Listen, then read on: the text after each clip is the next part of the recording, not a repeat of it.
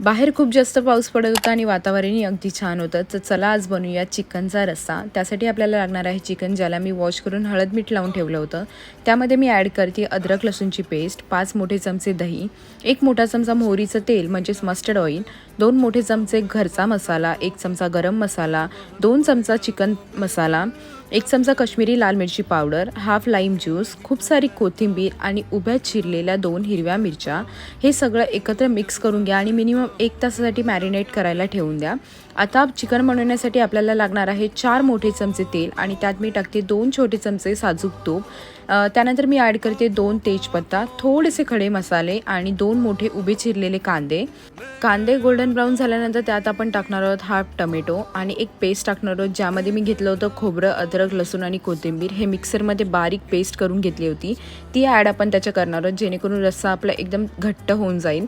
त्यामध्ये आपण टाकणार आहोत हाफ काश्मीरी पावडर आणि 2 चमचे कांदा लसूण मसाला. त्याला पूर्ण मिक्स करून घ्यायचं आहे. तेल सुटल्यानंतर जे मॅरिनेट केलेलं चिकन होतं ते त्यामध्ये ॲड करायचं आहे. त्याला त्या पेस्टमध्ये पूर्ण मिक्स करून घ्या आणि त्यामध्ये टाका गरम पाणी. गरम पाण्याने टेस्ट अजिबात जात नाही आणि चव खूप जास्त छान येते.